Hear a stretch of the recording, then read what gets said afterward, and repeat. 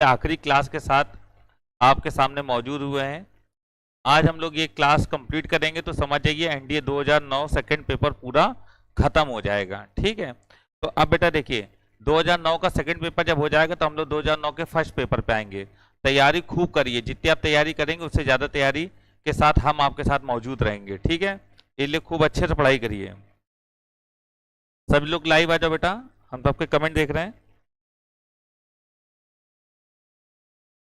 Live आ जाओ बेटा जल्दी जल्दी सभी लोग।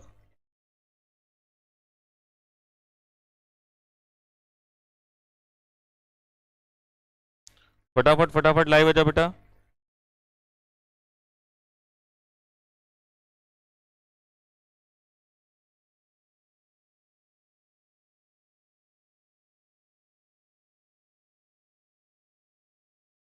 जल्दी जल्दी से बच्चे लाइव आते जाएं। जय हिंद बेटा। चलो स्टार्ट करते हैं। बेटा देखिए पहला सवाल है कि 5 पूर्णांक हैं। कितने पूर्णांक है? 5 पूर्णांक जिनमें कोई भी 2 बराबर नहीं है। मानक विचलन का न्यूनतम मान क्या होगा? बेटा देखो 5 पूर्णांक आप कोई भी मान सकते हो। हमने मान लिया 3 4 5 6 7। 1 2 3 4 5। 1 2 3 4 5। तो मानक विचलन मतलब स्टैंडर्ड डेविएशन हमको निकालना है। तो हम क्या करेंगे, हम सबसे पहले निकालेंगे एक्स बार, क्योंकि इसकी जरूरत पड़ती है। तो x1 plus x2 plus x3 plus x4 plus x5 divided by 5, ये आएगा। जोड़ दो, 4 3 7 5 12, 12 6 18, 18 और 7 25, 25/5 कितना आ गया? 5। तो ये हमारे पास आ गया क्या? माध्य आ गया बेटा। ठीक है, अब देखो स्टैंडर्ड डिविएशन होता है अंडर रूट के अंदर सिग्मा xi माइनस एक्स बार का होल स्क्वायर अपॉन n, ये होता है। तो ये थोड़ा सा लंबा स्ट्रक्चर रहेगा। डिवाइडेड बाई n कितना है? 5। xi पहला नंबर 3 है, फिर 5 है, तो 3 माइनस 5 का होल स्क्वायर। ठीक है, प्लस दूसरा नंबर 4, तो 4 माइनस 5 का होल स्क्वायर बेटा। ठीक है, प्लस 5 माइनस 5 का होल स्क्वायर। ठीक है, 5 माइनस 5 का होल स्क्वायर प्लस 6 माइनस 5 का होल स्क्वायर प्लस 7 माइनस 5 का होल स्क्वायर। 7 माइनस 5 का होल स्क्वायर। ठीक है, 7 माइनस 5 का होल स्क्वायर। आवाज आ रही बेटा सभी बच्चों को? पहले ये बता दो, आवाज क्लियर है सभी को? ठीक ठीक, हाँ ठीक है।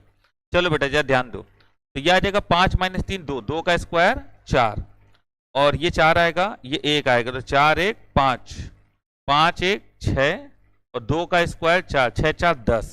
तो ये आ गया अंडर रूट 10/5। 5 दूनी 10 कटेगा बेटा, आंसर आ गया √2। आई होप आपको बात समझ में आई होगी। ठीक है, तो ऑप्शन नंबर सी बिल्कुल सही है बेटा। ठीक है, ऑप्शन नंबर सी बिल्कुल सही है। सभी बच्चों को जय हिंद बेटा। आवाज आ रही ना सभी को? बढ़िया, ठीक है।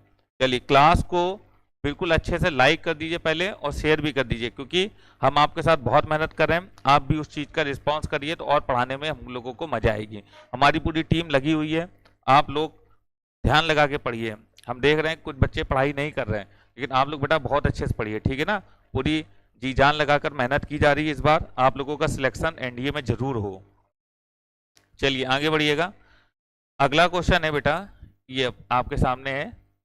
इसमें लिखा हुआ है कि एक समुच्चय में ये 7 नंबर हैं, इनमें 2 संख्याएं एक के बाद एक बिना प्रतिस्थापन के निकाली जाती हैं। परिणामों की उसी क्रम में दर्ज किया जाता है। इस यादृच्छिक प्रयोग में कितनी प्रारंभिक घटनाएं? बेटा टोटल नंबर कितने हैं? 7। 7 में से अगर एक नंबर निकालोगे तो यही तो तरीका होगा। अब बिना प्रतिस्थापन के मतलब कि उसको बाद में रखा नहीं जाता है। तो 7 में एक नंबर कम हो गया, बचे कितने? 6 नंबर। तो अगला नंबर इन्हीं 6 में से तो कोई एक होगा। तो 7 गुणे 6, आंसर कितना आएगा? 42। ठीक है, तो फाइनल आंसर बी पार्ट होगा 42। करेक्ट है बेटा, क्लियर है? तो आंसर क्या आएगा? बी पार्ट 42, ये हमारा फाइनल आंसर होगा। ठीक है, चलो नोट हो गया हो तो आगे बढ़ा जाए। बिल्कुल नोट हो गया होगा, आगे बढ़िए। अगला क्वेश्चन है, अगला क्वेश्चन ये रहा बेटा।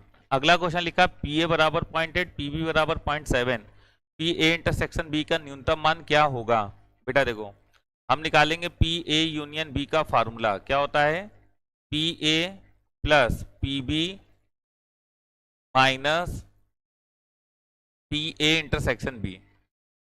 तो पी ए यूनियन बी का मान जो होगा वो लेस देन इक्वल टू 1 होता है। मतलब कहने का प्रोबेबिलिटी का मान या तो 1 होगा या तो 1 से छोटा होगा। ये बात बिल्कुल आप लोग समझ लीजिए।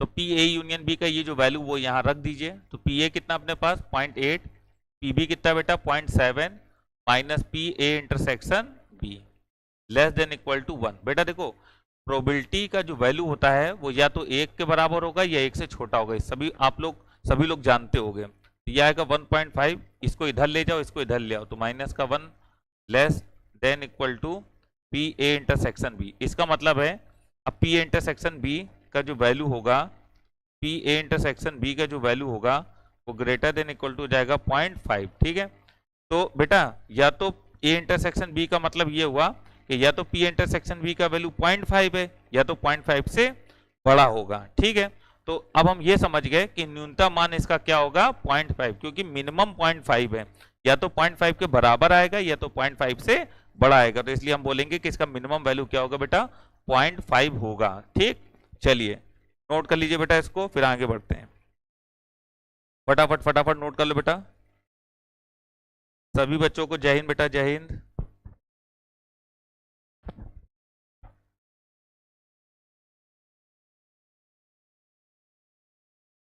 चलिए आगे बढ़ते हैं अब जल्दी से। चलिए ये क्वेश्चन देखिएगा। अगला क्वेश्चन ये रहा आपके सामने। बोल रहा है दो संख्याएं x और y के समुच्चय इस प्रकार से है कि x प्लस वाई बराबर 15 हो तो x और y में यथार्थ एक सम संख्या होने का सह प्रतिबंध प्रायिकता। ठीक है, तो अब हमको ये निकालना है कि x प्लस वाई में जो नंबर है उनका योग कितना होना चाहिए, 10 होना चाहिए। तब देखो हम यहाँ से बना रहे हैं। देखिए बेटा अगर हम 1 के साथ 10 जोड़ेंगे तो 15 नहीं आएगा, 15 आना चाहिए ना। 2 के साथ 10 नहीं, 3 4, पहला नंबर 5 लेंगे। क्या लेंगे 5, 5 और 10 का जोड़ 15 होगा। ठीक है, अब 6 और 9 का जोड़ 15 होगा, 7 और 8 का जोड़ 15 होगा, 5 6 7, 7 का। अब इसी का उल्टा चलने लगेगा बेटा, इसका क्या चलने लगेगा, उल्टा चलने लगेगा। मतलब ये हुआ 8 और 7 का जोड़ 15 होगा। ठीक है भाई, 7 का 8, 8 का 9 लेंगे तो 9 6 15 हो जाएगा और 10 5 15 हो जाएगा। ठीक है, तो ये टोटल नंबर ऑफ स्पेस है। ठीक है, नंबर ऑफ स्पेस जो है वो टोटल कितने हैं ये आपके सामने है। कितने बेटा 1 2 3 4 5 6, तो एनएस में कितने टोटल नंबर ऑफ स्पेस है, सैंपल स्पेस, वो कितने हैं 6 हैं। अब देखिए हमसे कह रहा है ना कि x प्लस वाई 15 हो, उनमें से एक संख्या सम संख्या हो। ठीक है, देखो एक संख्या सम संख्या हो, तो बेटा अगर हम लोगों को निकालना हो अनुकूल घटना है तो अनुकूल घटना में होगा एक सम संख्या हो। बेटा इन सब में एक संख्या सम है, देखिए इन सब में एक संख्या सम में, तो इसका मतलब है अनुकूल घटनाएं भी 6 होंगी। तो अनुकूल घटना भी 6 है और कुल घटना भी 6 है, तो इस बात की प्रायिकता 1 आएगी बेटा। ठीक है, क्लियर है, इस बात की प्रायिकता क्या आएगी 1 आएगी। ठीक है ना, आप लोग समझ पा रहे हो ये बात, क्लियर है। ठीक, चलिए आगे बढ़ते हैं बेटा, नोट कर लो इसको फटाफट सभी लोग। लाइक कर दें बेटा, सभी बच्चे लाइक कर दें क्लास को, सभी बच्चे लाइक कर दें, अच्छे से नोट करिए एक एक चीज समझ के, अच्छे से लाइक करिए बेटा। चलिए आगे बढ़ते हैं। अगला क्वेश्चन देखिएगा। अगला क्वेश्चन ये रहा आपके सामने, ये भी बड़ा बढ़िया सवाल है। यदि x 2x plus 2 3x plus 3 गुणोत्तर श्रेणी में, बेटा x 2x plus 2 and 3x plus 3 ये काहे में गुणोत्तर श्रेणी में। गुणोत्तर श्रेणी का मतलब होता है बीच वाले का स्क्वायर, मतलब 2x प्लस 2 का होल स्क्वायर बराबर बी स्क्वायर बराबर क्या होता है AC, मतलब x ब्रैकेट में 3x प्लस 3। कैलकुलेट करिए a प्लस बी का होल स्क्वायर, तो ये कितना आ जाएगा 4x स्क्वायर प्लस का 4 प्लस 2ab, 2 दूनी 4 दूनी 8x बराबर 3x स्क्वायर और प्लस का 3x, ये इधर आएगा तो ओनली x स्क्वायर हो जाएगा। ठीक है, अब जरा ध्यान दीजिएगा, 3 इधर आएगा, 8 से 3 घटे कितना आ जाएगा 5x और ये हो जाएगा 4 बराबर 0। ठीक है, अब यहाँ पर फैक्टर कर लीजिए, तो x square plus 4x plus x plus 4 बराबर 0, एक पेयर ये एक पेयर ये, तो x कॉमन कर लो, तो x प्लस 4 प्लस 1 कॉमन कर लो, x प्लस 4 बराबर 0। तो यहाँ से x का वैल्यू क्या निकल के आएगा अपने पास, एक -1 आएगा और एक कितना आएगा -4 आएगा। ठीक है ना, क्लियर है। ठीक, तो x का वैल्यू एक -1 आएगा और एक क्या आएगा -4। हमसे कह रहा है ये बताओ चौथा पद क्या होगा। तो चौथा पद अगर हमको निकालना है तो x का वैल्यू अगर हम यहाँ पर -1 रखेंगे तो -1 रखने पर ये पद 0 हो जाएगा, इसलिए -1 ना लेकर हम क्या लेंगे -4। ठीक है, क्योंकि 0 आने से क्या होता है ना कि हमारा जो कॉमन रेशियो होता है वो अनंत आने लगेगा, इसलिए हम -4 लेंगे। तो -4 यह आएगा माइनस का 4 दूनी 8, -8 प्लस 2 माइनस का 6, 4 3 12 -12 प्लस 3, तो -12 प्लस 3 माइनस का 9। अब हमें चौथा पद निकालना है बेटा। ठीक है, चौथा पद निकालने के लिए हम क्या करेंगे, रेशियो निकालेंगे। तो रेशियो क्या होगा, इसका डिवाइड इसमें करो, 6/4 माइनस से माइनस कट गया, यह आएगा 3/2। कितना आएगा बेटा 3/2 आएगा। अब अगर हमें अगला पद निकालना है तो हमें पता है कि रेशियो का इसमें मल्टीप्लाई करेंगे तो ये आएगा, इसमें मल्टीप्लाई करेंगे तो ये आएगा, इसमें मल्टीप्लाई करेंगे तो चौथा पद आएगा। अब देखो बेटा चौथा पद क्या होगा, -9 में मल्टीप्लाई कर दो कहा आएगा 3/2 का। ठीक है ना, तो आ जाएगा -27/2। हमारा फाइनल आंसर होगा -27/2, ऑप्शन नंबर ए। कभी भी रेशियो निकल आए तो आप टर्म में मल्टीप्लाई करते जाओ, अगला निकल आएगा। आपको क्या पांचवा पद, तो -27/2 में गुणा कर दो 3/2 का। ठीक है, समझ गए बेटा, क्लियर है सभी को। चलिए कोई बात नहीं, पढ़ते रहो। ठीक है, सवाल समझ गए, ए पार्ट आंसर। बेटा सवाल सभी को क्लियर हो गया ना ये वाला। ठीक, नोट कर लो इसको, स्क्रीनशॉट ले लिया करो। ठीक है ना, स्क्रीनशॉट लेते जाए जल्दी जल्दी।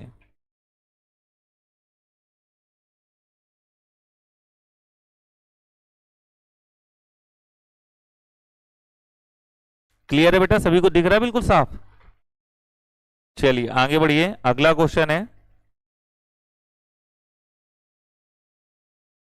देखिए, दो चर के बीच सहसंबंध पूर्ण कहलाता है यदि, बेटा देखो सहसंबंध का मतलब होता है कोरिलेशन। कोरिलेशन का मतलब है अगर एक चीज बढ़ेगी तो दूसरी बढ़नी चाहिए उसी के साथ साथ प्रोपोर्शनल में, और एक चीज घटेगी तो उसी के प्रोपोर्शनल में दूसरी भी घटनी चाहिए। ऐसा नहीं हो सकता कि एक बढ़ेगा तो दूसरा घटेगा या एक घटेगा तो दूसरा घटेगा बढ़ेगा। तो मतलब सहसंबंध का मतलब कोरिलेशन, कोरिलेशन में बढ़ेगा तो बढ़ेगा, घटेगा तो घटेगा। बढ़ने के साथ घटेगा या घटने के साथ बढ़ेगा ये इसमें नहीं होता है, वो भी प्रोपोर्शनली में। ठीक है, ये प्रोपोर्शनली नहीं, बाकी तो ठीक लिखा था, एक चर वर्धमान है दूसरा भी वर्धमान है, मतलब एक बढ़ रहा है दूसरा भी बढ़ रहा है, लेकिन प्रोपोर्शनली टाइप का शब्द नहीं लगा हुआ इसमें। एक चर वर्धमान और दूसरा ह्रासमान हो तो बिल्कुल ही गलत हो गया। एक चर वर्धमान हो और दूसरा भी अनुपातिक रूप से वर्धमान हो, वही प्रोपोर्शनली बढ़े, ये वाला सही है बेटा। ठीक है, ये वर्धमान और ह्रासमान, बेटा वर्धमान और ह्रासमान एक साथ नहीं होगा, कोरिलेशन में एक बढ़े तो उसी अनुपात में दूसरा भी बढ़े, ये आंसर होता है। ठीक है, क्लियर है बेटा, समझ गए। चलिए आगे बढ़ते हैं, नेक्स्ट आगे बढ़िए बेटा जल्दी से। ये क्वेश्चन देखिए, इस वाले क्वेश्चन, ये जो दो क्वेश्चन ये थ्योरी वाले आए थे, इनको आप ऐसे याद रखिएगा कि अध्ययन सूचना के उद्देश्य हेतु यूनिटों के उत्तरदाता व्यक्तियों में से प्रत्यक्ष रूप से संग्रहित आंकड़ों में प्राथमिक आंकड़ा कहलाता है। बिल्कुल सही बात है, जो उत्तरदाता होता है व्यक्तियों में से प्रत्यक्ष रूप से संग्रहित करता है जो आंकड़ा, वही आंकड़ा कौन सा आंकड़ा कहलाता है, प्राथमिक आंकड़ा कहलाता है। ये तो बिल्कुल सही है। जनगणना अध्ययन से प्राप्त आंकड़े प्राथमिक आंकड़े होते, बिल्कुल सही बात है, जनगणना होगी तभी तो प्राथमिक आंकड़े आएंगे, तो पहला और दूसरा दोनों सही, ऑप्शन नंबर सी सही है। तो इनको ऐसे ओरल याद कर लेना बेटा, थ्योरी वाले सवाल पूछे गए थे। ठीक है, ये तो बच्चे अपने मन से टिक भी कर देते माता जी का नाम लेके, हैं क्यों। चलो ये आगे बढ़ते हैं, अगला सवाल। PA 1/3 है, PB है, PA यूनियन B है, तो PB अपॉन है। बेटा PB अपॉन A का फार्मूला सभी लोग जानते हैं, फार्मूला होता है PA इंटरसेक्शन B अपॉन, नीचे A है तो P आएगा, नीचे B होता तो PB आएगा। अब देखिए सबसे पहले आप PA यूनियन B का फॉर्मूला लगा लो, तो क्या आएगा PA plus PB minus PA intersection B। अब देखिए PA यूनियन B का वैल्यू कितना अपने पास 11/12, PA कितना है 1/3, PB कितना है 3/4 माइनस A इंटरसेक्शन B। बेटा ये आ जाएगा PA इंटरसेक्शन B बराबर, इसको इधर ले आओ, 4 इधर, 3 3 9, 9 4 13, 13/12 माइनस 11/12 आ जाएगा 2/12, मतलब 1/6। ठीक है, अब हमें इंटरसेक्शन पता चल गया, बस खत्म बात। अब यहाँ पर फॉर्मूला PB अपॉन A बराबर ये क्या लिखा हुआ है, ए इंटरसेक्शन बी, ये है 1/6 upon P A, P A कितना है 1/3, तो बेटा ये आ जाएगा अपने पास 3/6, दैट मीन्स 1/2 हमारा फाइनल आंसर होगा। Option number C is correct. Clear है, ऑप्शन नंबर सी बिल्कुल सही होगा। बहुत बढ़िया, आज आप लोग पढ़ाई कर रहे हो, हमको बहुत अच्छा लग रहा है, इसी तरीके से पढ़ाई किया करो, ठीक है। हाँ बहुत मस्त। बहुत दिनों से अपनी क्लास में सरारा नहीं आया है, सरारा के आने से पूरी क्लास का माहौल बन जाता था।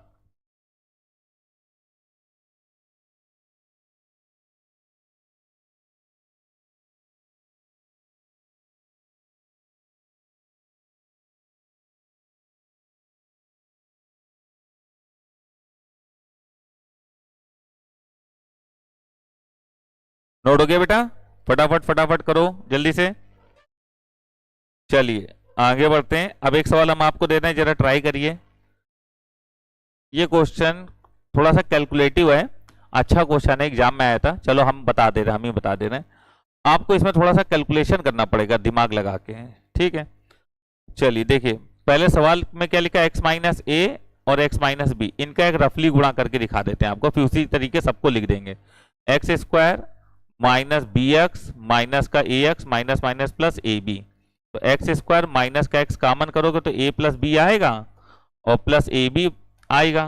तो यहां से ये समझ में आ गया आप लोगों को ना, ठीक है ना ये चीज। तो हम ये समझ गए कि ऊपर इतने पेयर का जो मल्टीप्लाई है वो क्या आ रहा है, वो आ रहा है x square minus x bracket में ए प्लस बी और प्लस ए बी। अगला जब गुणा करोगे बी और सी है, तो x square minus x b plus c और प्लस बी सी हो गया, ठीक है। अब सी और ए है तो आएगा x square minus x c plus a और प्लस ए सी बराबर 0। बेटा एक्स स्क्वायर को जोड़ोगे तो क्या आएगा 3x स्क्वायर, माइनस का एक्स कॉमन कर लो, a plus b plus c plus a, तो a और a 2a, b और b 2b, c और c 2c, तो ये सब हो गया 2a plus 2b plus 2c, ठीक है। अब ए बी बी सी और सी ए लिख दो, तो प्लस का ए बी प्लस का बी सी और प्लस सी ए बराबर 0। बेटा यहां पर अप्लाई कर सकते हैं अब हम लोग डी, तो डी का वैल्यू निकालेंगे, तो डी क्या होता है बी स्क्वायर माइनस 4ac, क्योंकि डी ही डिसाइड करता है कि रूट्स का नेचर कैसा होगा।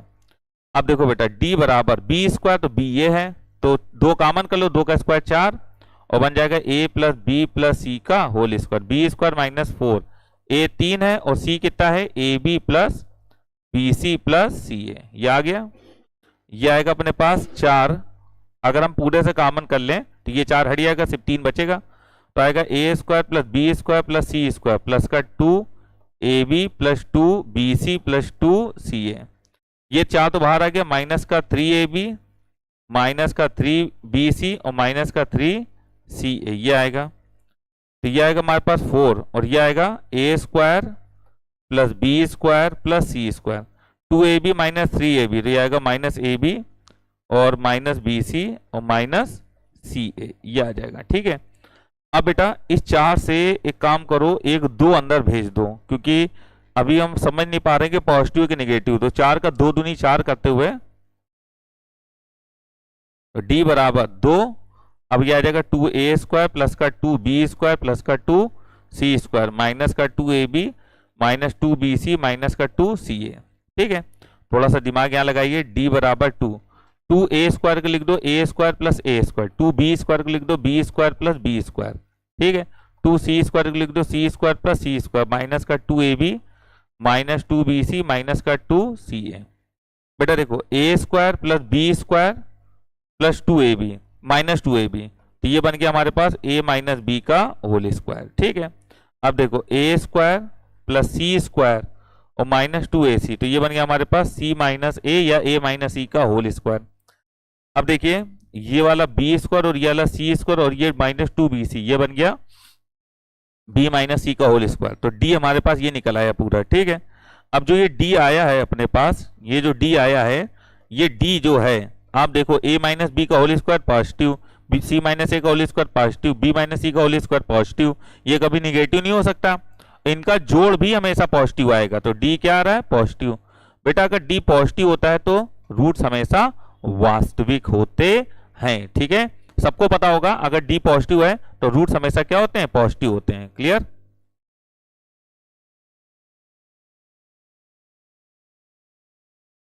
क्लियर?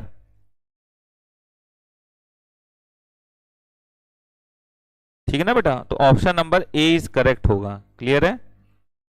ऑप्शन नंबर ए बिल्कुल सही होगा। ठीक है ना?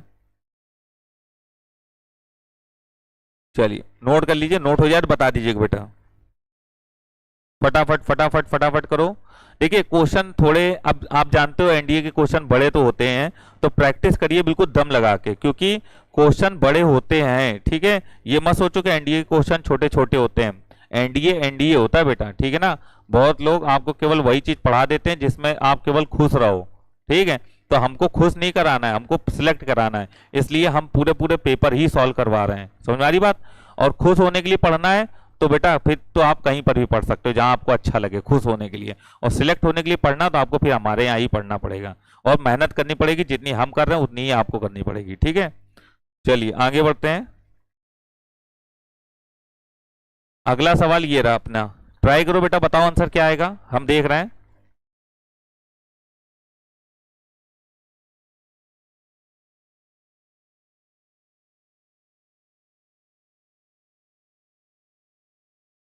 बहुत अच्छी पढ़ाई करो, आज आज बहुत मजा आ रहा है हमको भी क्लास लेने में।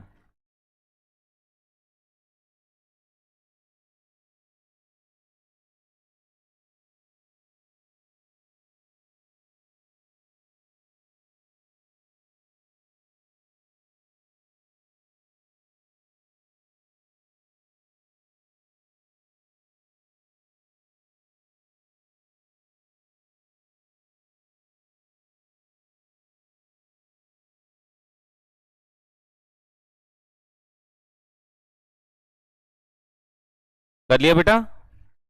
क्लियर है? फटाफट फटाफट बेटा जल्दी जल्दी करते चलो।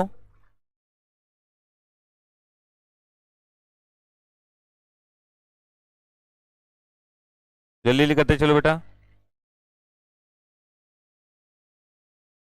चलो ट्राई कर लिया। चलो अब देखो, आवाज आ रही है ना सभी को? क्यों भाई?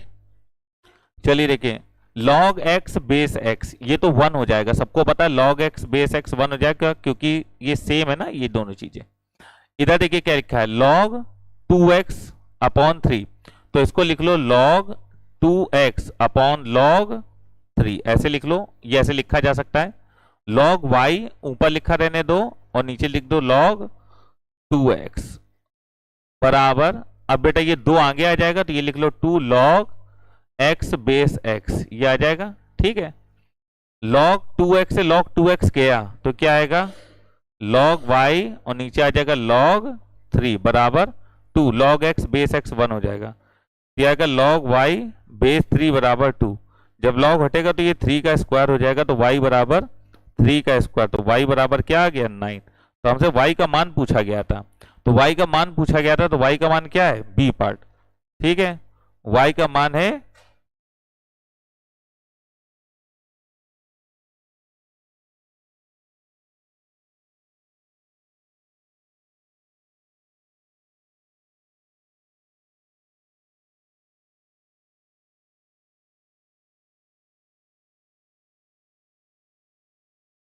चल जल्दी जल्दी करते चलो भाई फटाफट।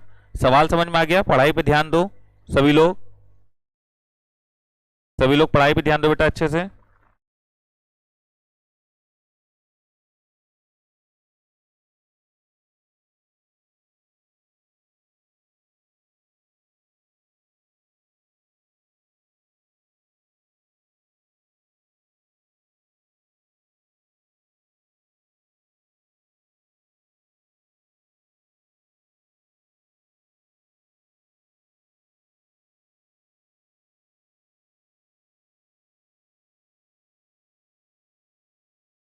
कर लिया ना भाई? चलिए आगे बढ़िए, अगला क्वेश्चन है ये 98 नंबर क्वेश्चन, ट्राई करो बेटा। ये भी लॉग का सवाल है, बड़ा आसान सा सवाल है, फटाफट बताइए, फटाफट फटाफट बताइए। बहुत अच्छे से आप लोग आज पढ़ाई करो, इसी प्रकार से प्रैक्टिस करते रहिए। बताओ बेटा, ये सब 2009 का जो एनडीए का पेपर हुआ था, 2009 एनडीए 2 के क्वेश्चन है, जितने भी पेपर है बेटा ये पूरा, ठीक है ना। बस हमने टाइप करा दिया तो पेपर का स्वरूप नहीं दिख रहा, बाकी है ये पेपर, ठीक है। चलिए आगे बढ़ो बेटा, इस सवाल का आंसर बताओ। खुशी का आंसर आ गया है। चलो बाकी देखो, log x बेस के इंटू log के बेस 5 बराबर 3, तो x किसके बराबर है? तो ये आप लिखो log x और नीचे लिख दो log k, और यहां लिख दो log k और नीचे लिख दो log 5 बराबर 3। log k से log k गया तो यह आ गया log x बेस 5 हो जाएगा। इनको अगर एक साथ लिखेंगे बराबर 3, जब log हटेगा तो ये 5 की क्यूब हो जाएगा, तो 5 का क्यूब हो जाएगा 125, ठीक है। तो आंसर आएगा हमारा डी पार्ट, करेक्ट है। तो आंसर हमारा क्या आएगा? डी पार्ट आएगा बेटा, 125। Clear, very good very good, सभी बच्चे आंसर दे रहे हैं, बहुत बढ़िया। थोड़ा हिचकी आ जाती है हमको, कोई याद करता लग रहा है। चलो आगे बढ़ो, अगला क्वेश्चन ये रहा बेटा सवाल। ये एक सीरीज है, अभी हमको ये नहीं पता कौन सी सीरीज है, कह रहा है कौन सा पहला पद ऋणात्मक होगा। बहुत अच्छा सवाल दिख रहा है ये हमको, ठीक है। अब देखो ये क्या है, 20 19 चौको 76 और 1 77/4, ठीक है। 18 32 और 1 33 33/2। बस 3 पद बहुत होते हैं किसी भी सीरीज को समझने के लिए।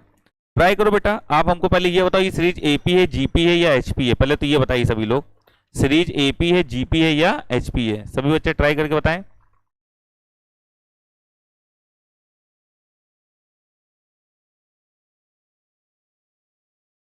बताओ भाई,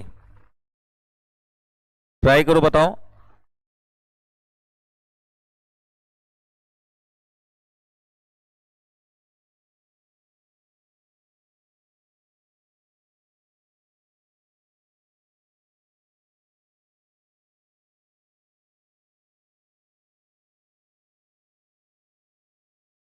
ट्राई करो बेटा, बताओ आंसर क्या आएगा।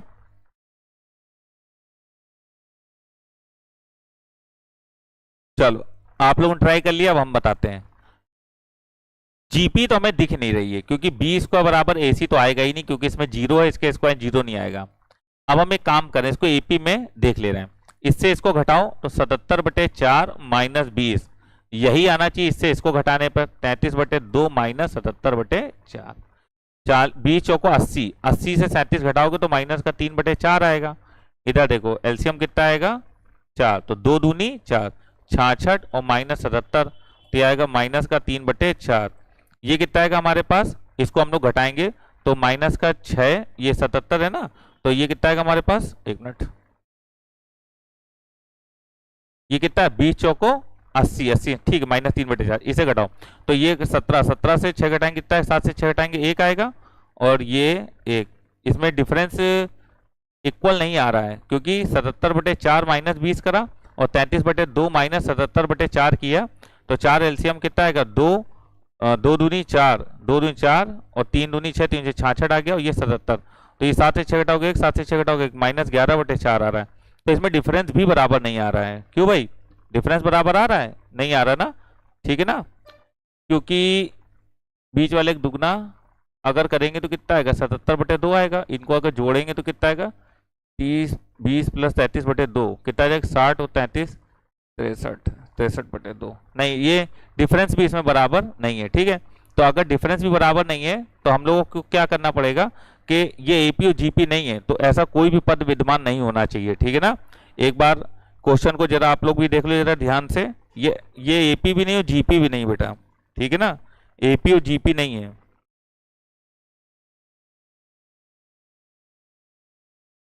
ना एपी है ना जीपी है, ठीक है, समझ गए, क्लियर है। क्योंकि हमने इसको देखा है, इससे इसको घटाया 77/4 माइनस 20, तो 20 चौको 80, 80 से 77 घटाओगे तो कितना आएगा, माइनस का 3/4, और यहाँ पर एलसीएम ये 4 आया, 2 दूनी 4, 3 दूनी 6, 3 दूनी 6, ये 77 है, तो आया माइनस 11/4। तो एपी जीपी नहीं, तो आप बोलो ऐसा कोई भी पद विद्यमान नहीं है, ठीक है, ऐसा कोई भी पद विद्यमान, सॉरी ये सही होगा, ठीक है, ऐसा कोई पद विद्यमान नहीं है, करेक्ट। चलिए आगे बढ़ते हैं, अगला क्वेश्चन।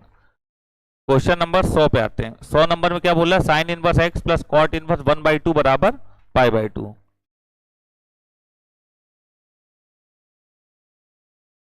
हाँ बेटा, क्या हो गया, कोई पूछना है कुछ?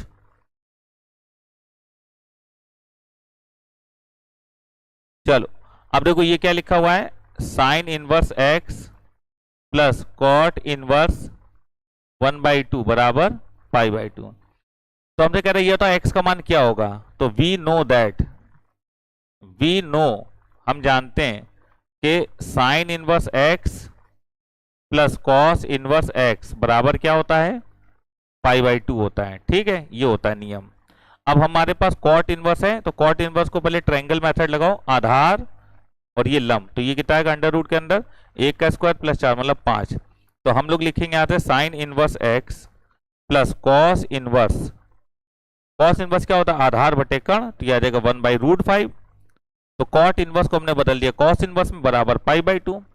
अब हम ये जानते हैं ना कि अगर ये दोनों सेम है तो आंसर π/2 होता है, तो इसका मतलब है ये x और ये सेम होना चाहिए, मतलब x का वैल्यू क्या होगा 1/√5 होगा, तो वैल्यू x का क्या होगा 1/√5। ठीक है, तो आंसर आएगा क्या 1/√5, 1/√5 आएगा बेटा,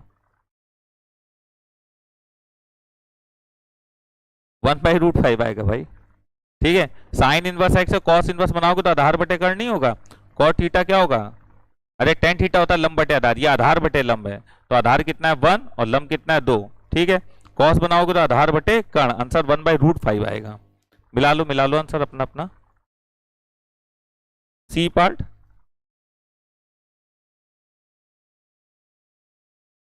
अच्छा 99 नंबर एक बार देख लें।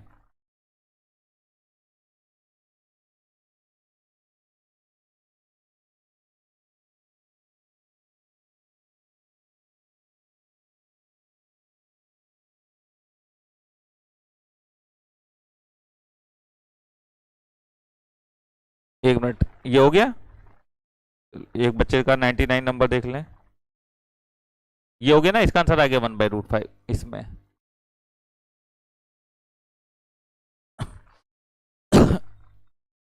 ये 20 है पहला पद, और ये कितना 19 चौक 76 और 1 77, 77/4। ठीक है, और ये कहता है 58 36 और 1 37/2 और डॉट डॉट डॉट। ठीक है, इससे इसको घटाओ तो कितना आएगा डी 77/4 और माइनस का 20 बराबर 37/2 और माइनस 77/4। 20 चौक 80 3 घटाओगे तो माइनस का 3/4 आ रहा है, इसमें एलसीएम लोग कितना है 4, तो 2 दूनी 4 37 दूना 74 माइनस 77। अच्छा बेटा, वो पहले वाले में जब बढ़ा रहे थे तो वहां हम 33 लिख गए थे, हमें याद आया, वहां 33 लिख गए थे, इसी वजह से बराबर नहीं आ रहा था। अभी इसको घटाओ तो कितना आएगा, ये अपने पास 74 और ये 77, तो ये माइनस का 3/4, देखो डी आ गया माइनस 3/4। ठीक है, समझ गए, तो डी कितना आ गया माइनस 3/4 आ गया। क्लियर है, ठीक है ना, वो 33 लिख गए थे, कोई गलती नहीं है उसमें, वो ह्यूमन मिस्टेक हो जाती है, वो 37 की जगह 33 लिख गए थे, तो डी कितना है माइनस 3/4 है। ठीक है ना, अब देखिए हमसे कह रहा है कि कौन सा पद ऋणात्मक है, कौन सा पद ऋणात्मक है। ठीक है, तो पहले हम निकालेंगे टीएन, टीएन बराबर क्या होगा a plus n minus 1 into d. A क्या है अपने पास 20 और n माइनस 1 और डी कितना अपने पास माइनस 3/4, यही तो टीएन है। ऋणात्मक का मतलब होता है टीएन लेस देन 0 हो, तो आप क्या बोलोगे टीएन का वैल्यू लेस देन 0, तो मतलब ये आ गया 20 और ये आ गया माइनस 3/4 और n माइनस 1 लेस देन 0। हमें n का वैल्यू यहां से निकालना है, तो यहां से n का वैल्यू क्या आएगा, आप इस चीज को इधर ले आओ तो यह आ जाएगा 20 और यह आ जाएगा 3/4 और n माइनस 1। ठीक है, 20 चौको 80 80 और यह आ जाएगा कितना 3n माइनस 3, 3 इधर आ जाएगा तो 80 3 83, तो 3n greater than equal to 83। ठीक है, लेस देन है ना,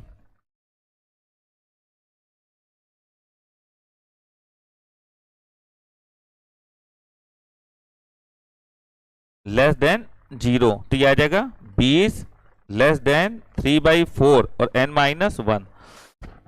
ये 4 80 हुआ था, 80 3 83 हुआ था, 83 और 3n, तो 3n ग्रेटर देन 83, तो n ग्रेटर देन 83/3, तो n ग्रेटर देन 83 का मतलब क्या है, 2 चौको 2 दूनी 4 2 3 6 2 चौको 8। ठीक है, तो ये कितना आएगा 3, ये आएगा अपने पास कितना 3 दूनी 6 और 8 से 6 हटाएंगे 2, तो 3 3 सत्ते 21, 27 दशमलव समथिंग कुछ आ रहा है, तो n का मान इससे बड़ा होना चाहिए। तो 27 दशमलव कुछ से बड़ा पूर्णांक वैल्यू कौन होगा? 28वां पद। आंसर आएगा इसका बेटा 28वां पद। ठीक है, तो फाइनल आंसर होगा 28वां पद। ठीक है, चलो करेक्ट है। वो यहाँ 37 था और धोखे से यहाँ हमसे 33 लिख गया था, जिस वजह से उसका डी सेम नहीं आ रहा था। बाकी कोई भी मिस्टेक वाली चीज नहीं है, बिल्कुल सही आंसर है अपना। एन का मान कितना आएगा? 28वां पद। ठीक है, चलो कर लो बेटा, स्क्रीनशॉट ले लो। समझ गए सब लोग? एक बार कमेंट में हाँ बोल दो बेटा, एक बार कमेंट में हाँ बोल दो कि हाँ समझ में आ गया है। सुधीर बेटा बताओ, समझ में आ गया? बहुत बढ़िया, ऐसी ध्यान देके पढ़ाई करो।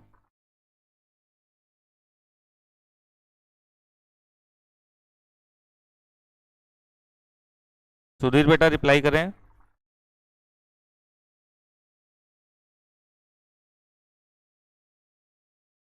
चलो आगे बढ़ते हैं।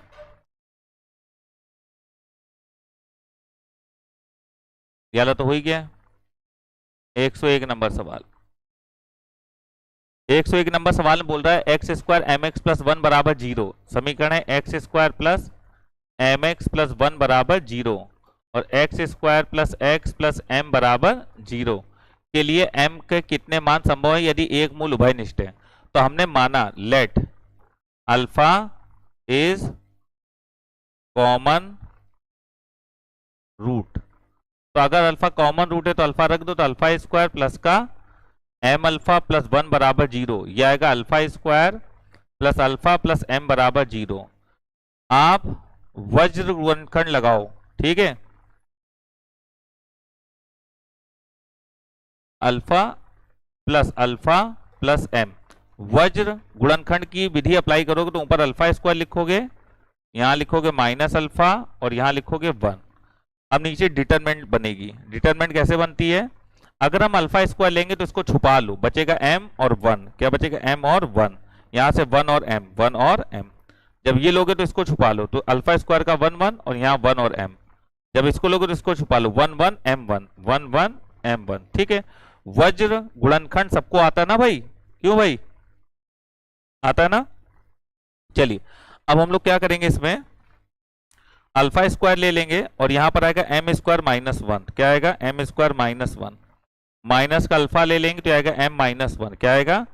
एम माइनस 1 बराबर 1 ले लेंगे तो आएगा क्या? 1 माइनस एम। करेक्ट। अब इसको पहले बराबर कर लो, तो जब इसको बराबर करेंगे इसको और इसको, तो आएगा अल्फा और माइनस कॉमन कर लो, तो 1 माइनस एम बराबर 1 upon 1 minus M, cancel out. Alpha का वैल्यू 1 आ गया बेटा। करेक्ट। अब हम इसको और इसको बराबर करेंगे। ठीक है, तो यह आएगा alpha square upon M square minus 1 बराबर 1 अपॉन 1 माइनस एम। अल्फा का मान 1 रख दीजिए तो यह आएगा इधर क्रॉस मल्टीप्लाई, तो 1 माइनस एम बराबर एम स्क्वायर माइनस 1। सब एक साइड ले जाओ, तो जब एक साइड ले जाएंगे तो आएगा एम स्क्वायर प्लस एम और माइनस 2 बराबर 0। ब्रेक कर लो तो एम स्क्वायर प्लस का 2m माइनस एम माइनस 2 बराबर 0। m कॉमन कर लो तो m प्लस 2 आएगा, माइनस कॉमन कर लो m प्लस 2 बराबर 0। तो m का वैल्यू एक 1 आएगा और एक माइनस 2 आएगा। ठीक है, तो m का वैल्यू क्या आएगा? 1 और माइनस 2, तो 1 और माइनस 2 हमारा करेक्ट आंसर होगा बेटा। ठीक है, क्लियर है सभी को? 1 और माइनस 2 इसका करेक्ट आंसर होगा। ठीक बेटा, हम आप लोगों के लिए एक एयरफोर्स की 1000 क्वेश्चन की सीरीज लाने वाले हैं। ठीक है, अभी जरा नोट कर लो, फिर इसके बारे में हम आपको बताते हैं बढ़िया से। जल्दी से नोट कर लो बेटा इसको, फटाफट फटाफट जल्दी जल्दी नोट करते चलो।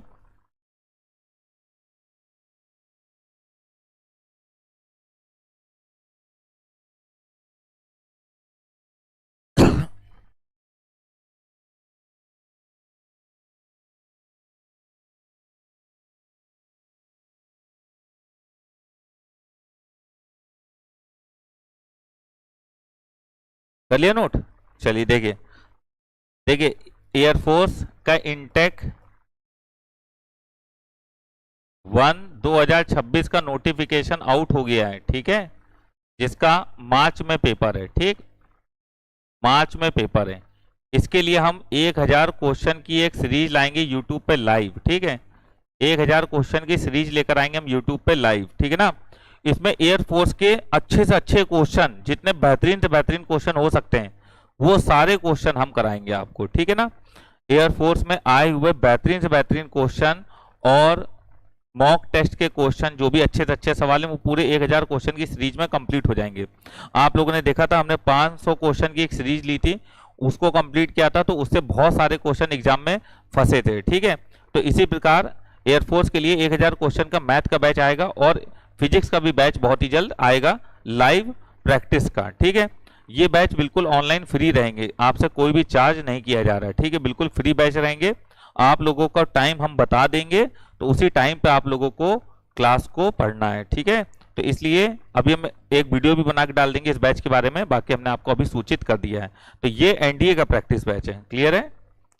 चलिए आगे बढ़िए, अगला क्वेश्चन नंबर 102। सवाल देखिए क्या, 20 मीटर ऊंची एक इमारत के शीर्ष से देखने पर एक मीनार के शीर्ष का उन्नयन कोण 60 डिग्री है।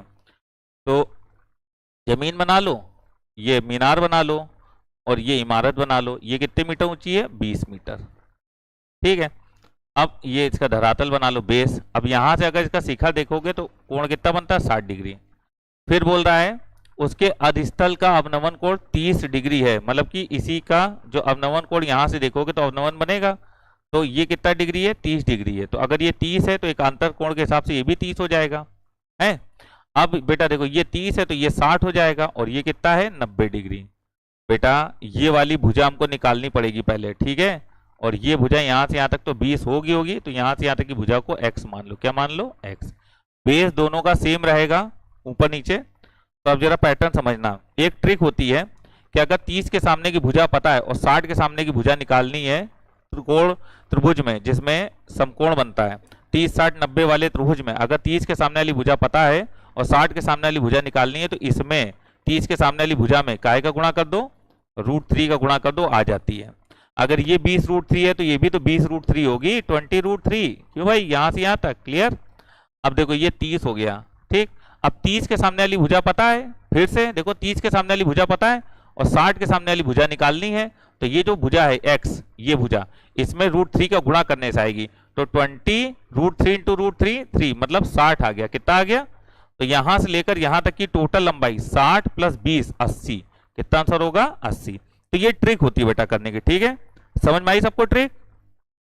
सबको ट्रिक समझ में आ रही है?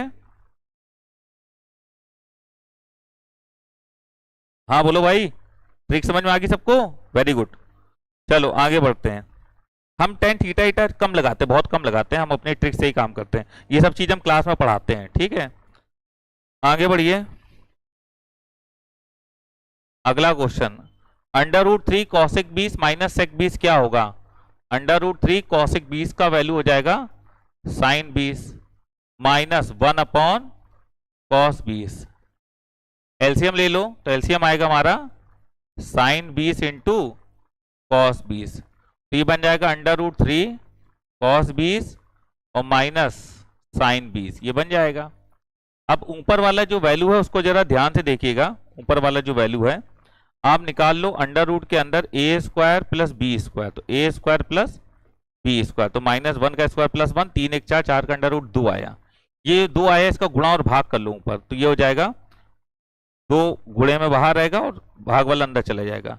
√3/2 cos 20 -1/2 sin 20, ये आया। नीचे क्या लिखा हुआ है? sin 20 × cos 20, करेक्ट है। अब बेटा जरा समझिए, हम लिख सकते हैं 2 और √3/2 को sin 60 लिख दो। क्या लिख दो? sin 60। और cos 20 - cos 60 लिख दो इसको, और sin 20 ऐसे लिखा जा सकता है। नीचे आएगा हमारे पास sin 20 cos 20, sin 20 × cos 20। sin a cos b - cos a sin b, तो बन जाएगा sin a - b। 60 - 20 40, नीचे आ जाएगा sin 20 × cos 20, ठीक है।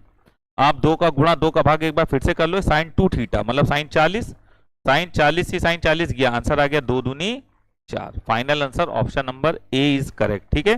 तो ऑप्शन नंबर ए बिल्कुल सही आंसर होगा भाई।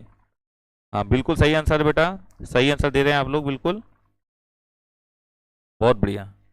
इसी प्रकार से पढ़ाई करिए, यही चाहिए बिल्कुल पढ़ाई में, ठीक है।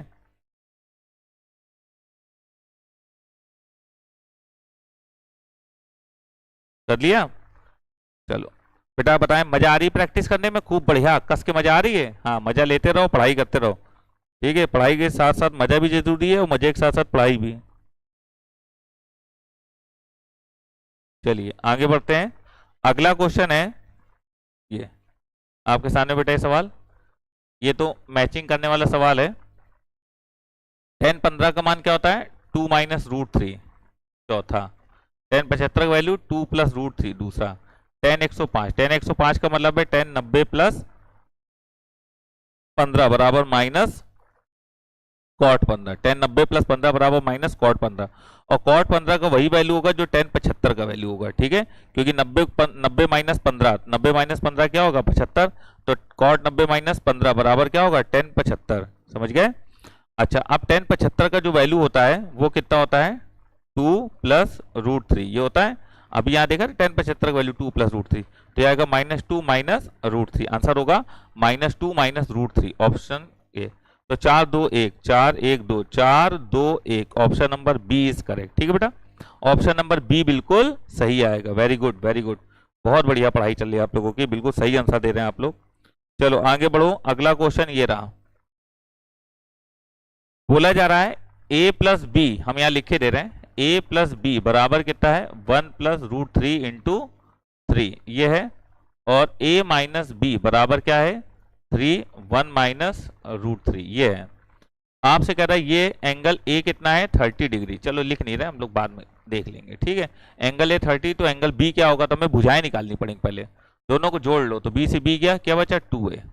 बेटा 3 रूट थ्री कट जाएगा, 3 3 6 हो जाएगा, तो a कितना आ जाएगा? a 3 आ जाएगा, ठीक है। a का मान 3 रख दो तो b आ जाएगा। तो 3 प्लस बी बराबर 3 प्लस 3 रूट थ्री, 3 से 3 गया तो b कितना आ गया? 3 रूट थ्री आ गया, ठीक है। ये b आ गया 3 रूट थ्री। अब देखो ये आ गया साइन a अपॉन a बराबर sine b upon b। Sine a upon a, तो a एंगल कितना अपने पास? 30 अंश, तो साइन 30 रख दो यहाँ पर, तो 1/2, और a भुजा कितनी है? 3। साइन b अपॉन b, तो sine b upon b, b कितना है? 3 रूट थ्री, 3 से 3 गया, रूट 3/2। साइन b का वैल्यू क्या आया? √3/2। तो एंगल b कितना होगा? 60 डिग्री। कितना होगा भैया? 60 डिग्री। एंगल b का वैल्यू होगा 60 डिग्री। तो option number D is correct, ठीक है। तो ऑप्शन नंबर डी बिल्कुल सही आएगा बेटा, ठीक, 60 डिग्री। सभी लोग बेटा आंसर भी देते चलो, समझ गए? इसका आंसर आएगा 60 डिग्री, करेक्ट है ना? सभी को क्लियर है? चलो फटाफट नोट कर लो, फिर आगे बढ़ें।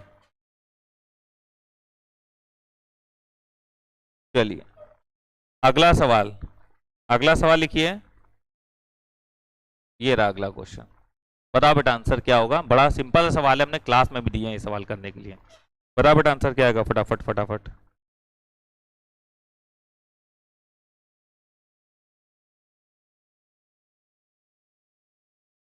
आंसर बताओ बेटा, इसका क्या आएगा?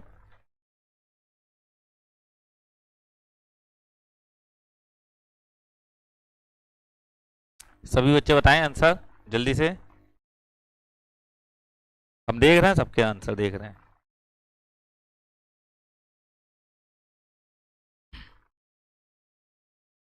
फटाफट बताओ बेटा इसका आंसर क्या आएगा?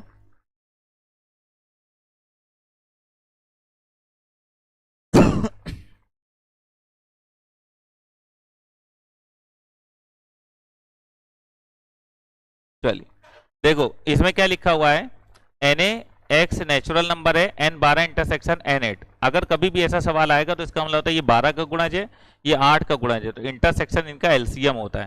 तो एलसीएम लोगे तो 24 आएगा, 12 और 8, तो आंसर होगा n24। क्लास में बताया था ऐसे सवाल कैसे किए जाते हैं, ठीक है। सी पार्ट सही होगा, बिल्कुल सही है सी पार्ट, ठीक है। चलिए आगे बढ़िए, नेक्स्ट आगे बढ़िएगा बेटा। अगला सवाल ये रहा, ये अगला क्वेश्चन है। इसमें लिखा है x बराबर 4n। सबसे पहले n बराबर 1 2 3 करके आप x और y का सेट बना लो। तो x का सेट क्या बनेगा? n बराबर 1 रखेंगे तो 0 आएगा, n बराबर 2 रखेंगे तो 4 का स्क्वायर 16, 3 दूनी 6 और 1 7, 16 - 7 9 आएगा। n बराबर 3 रखेंगे तो 4 चौको 16 चौको 64, 3 का 9, 9 और 1 10, 64 से 10 घटाओ कितना आएगा 54, तो यह आएगा 54। ठीक है, n बराबर 4 रखोगे तो क्या आएगा, ऐसे तो नंबर बढ़ते चले जाएंगे, आप ऐसे डॉट डॉट करके छोड़ दो। ठीक है, अब y निकाल लो, तो y क्या होगा, n बराबर 1 रखेंगे 0, n बराबर 2 रखेंगे 9, n बराबर 3 रखेंगे तो 9 दूनी 18, n बराबर 4 रखेंगे 9 त्रिक 27 एंड सो ऑन। कुल मिला के ये यहां से 9 का टेबल बन गया, 9 का पहाड़ा। अब कह रहा है x यूनियन y क्या होगा, तो बेटा x यूनियन y जब करेंगे तो 9 छा के 54 आगे आएगा ना 54, तो कुल मिला के यही y वाले सारे अवयव यूनियन में आएंगे। ठीक है, 36 ऐसे करते हुए सब आ जाएंगे। तो x यूनियन y निकालेंगे तो ये आएगा। अब ये काहे के एलिमेंट है, y के, तो x यूनियन y बराबर क्या आएगा बेटा, y आएगा। ठीक है, तो हमारा जो आंसर होगा वो होगा बी पार्ट। ठीक है बेटा, तो हमारा आंसर क्या होगा, बी पार्ट आंसर होगा। क्लियर है, तो फाइनल आंसर जो होगा वो बी पार्ट होगा। ठीक है, चलो बी पार्ट होगा, बी पार्ट y। क्लियर है, चलिए आगे बढ़ते हैं नेक्स्ट। चलो 108 नंबर सवाल देखिए क्या है, a और b में n अवयव हैं, तो a क्रॉस b के अवयव हम जानते हैं बेटा। अगर कभी भी number of element a cross b के निकालने हो तो वो होता है number of element in a into number of element in b। तो a और b में अगर n अवयव हैं तो a क्रॉस b और b क्रॉस a में नंबर ऑफ एलिमेंट सेम होंगे, और वो सेम होंगे n into n, n square. Option number D is correct. ठीक है, तो ऑप्शन नंबर डी बिल्कुल सही आएगा भाई। क्लियर है, डी ऑप्शन बिल्कुल सही आएगा। चलिए आगे बढ़ते हैं, अगला क्वेश्चन। ये सवाल देखिएगा, इस सवाल में लिखा है z प्लस जेड इनवर्स बराबर 1, तो इसके वैल्यू क्या होगा। बड़ा बढ़िया सवाल है। तो z प्लस जेड इनवर्स को 1 अपॉन जेड लिख सकते हो बराबर 1। एलसीएम ले लो तो जेड स्क्वायर प्लस 1 बराबर जेड, तो यह आएगा Z square minus Z plus 1 बराबर 0। ये बड़ा अच्छा एक समीकरण आया है। देखिए हम लोग एक बात जानते हैं, क्योंकि कॉम्प्लेक्स नंबर है तो हम एक बात जानते हैं, omega square plus omega plus 1 ये वैल्यू 0 होती है। क्या होती है, 0। ठीक है, omega square plus omega plus 1 0 होती है। एक समीकरण होता है x square plus X plus 1 बराबर 0 के रूट्स, तो इसके रूट्स होते हैं ओमेगा और ओमेगा स्क्वायर, ये रूट्स होते हैं। ठीक है, तो अगर x square plus X plus 1 बराबर 0 है तो उसके रूट्स क्या होते हैं, ओमेगा और ओमेगा स्क्वायर। ये याद कर लीजिए आप लोग। ठीक है, क्योंकि आपको सीधी धराचार से लगाओगे आंसर यही आएगा। अभी इतना समय नहीं कि हम प्रूव करके दिखाएं पूरा आपको। अब देखो यहाँ पर जेड की जगह हम ओमेगा रखेंगे तो ओमेगा स्क्वायर माइनस ओमेगा, ये तो गड़बड़ हो जाएगा। तो हम ये समझ रहे हैं कि अगर ये वाला इक्वेशन है तो रूट्स ये होते हैं। ठीक है, और अगर यहाँ पर बीच में माइनस है, क्या है, माइनस, तो आपके जो रूट्स होंगे वो होंगे ओमेगा और माइनस ओमेगा स्क्वायर, मतलब माइनस ओमेगा स्क्वायर। इसको रखो यहाँ पर तो आएगा ओमेगा का square omega square minus minus plus omega plus 1 बराबर 0। बताओ ये चीज सही है कि नहीं। माइनस ओमेगा स्क्वायर रखो तो ओमेगा की पावर 4 बन जाएगा, minus minus plus omega square plus 1। बेटा 4 में 3 का भाग करो, 1 शेष आएगा, तो omega plus omega square plus 1 ये 0 होता है कि नहीं होता, बताइए, होता है ना। इसलिए रूट्स क्या होंगे, माइनस ओमेगा और माइनस ओमेगा स्क्वायर। इतनी बात से हमने आपको ये कहानी क्लियर कर दी कि इस समीकरण के जो रूट्स होंगे वो होंगे माइनस ओमेगा और माइनस ओमेगा स्क्वायर। क्लियर। अब देखिए ये हमको पता चल गया, मतलब जेड का वैल्यू क्या आ गया, माइनस ओमेगा और माइनस ओमेगा स्क्वायर। अब हमसे कह रहे हैं जेड की पावर 99 प्लस 1 अपॉन जेड की पावर 99 क्या होगा, रख दो माइनस ओमेगा की पावर 99 तो माइनस बाहर आ जाएगा 99, और यहाँ भी माइनस बाहर आ जाएगा 99। बेटा ओमेगा की पावर को छोटा करने के लिए 3 का भाग करते हैं पावर में, और जो शेष आता है वो पावर की जगह रख देते हैं। तो 99 में 3 का भाग करेंगे तो पूरा चला जाएगा, तो शेष कितना है, 0। यहाँ भी शेष कितना है, 0। कुल मिला के हमारे पास आंसर आया -2। अब यही चीज ओमेगा स्क्वायर रख दो यहाँ पर, तो ओमेगा स्क्वायर रखेंगे तब भी देखो जेड की जगह क्या लिखेंगे, ओमेगा स्क्वायर। ठीक है, तो जब ओमेगा स्क्वायर रखेंगे माइनस का तो माइनस बाहर आएगा, स्क्वायर इनका गुणा हो जाएगा, तो 9 दूनी 18 18 19। ठीक है, और माइनस 1 अपॉन ओमेगा पावर 198। ठीक, 9 8 17 का 18, पावर में 3 का पूरा भाग चला जाएगा इसलिए शेष 0 आएगा। ठीक है, तो आंसर आ गया -1 -2।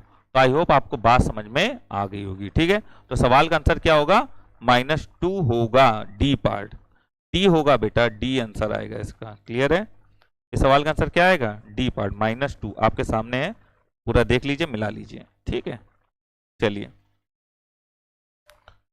आगे बढ़ते हैं। अगला क्वेश्चन, ये सवाल है, इसमें कह रहा है एक समांतर श्रेणी का एमवा पद 1/n है और एनवा पद 1/m, तो इसका एमवा पद क्या होगा? ये तो हम क्लास में पढ़ाते हैं। एमवा पद 1/n है और एनवा पद क्या है? 1/m। हम हमेशा बोलते हैं इस सवाल का ए और डी होता है 1/mn, और इस सवाल का एमएनवा पद क्या होता है? 1। याद रखना, ठीक है। तो आंसर क्या होगा? 1 होगा। वैसे हम आपको बता दें कि अगर कभी भी ये कंडीशन होती है एमवा पद 1/n है और एनवा पद 1/m, तो ए और डी का वैल्यू यही रहता है। जनरल अगर कोई भी टर्म पूछ दे टीपी, तो उसके लिए डायरेक्ट याद रखना p/mn, ठीक है।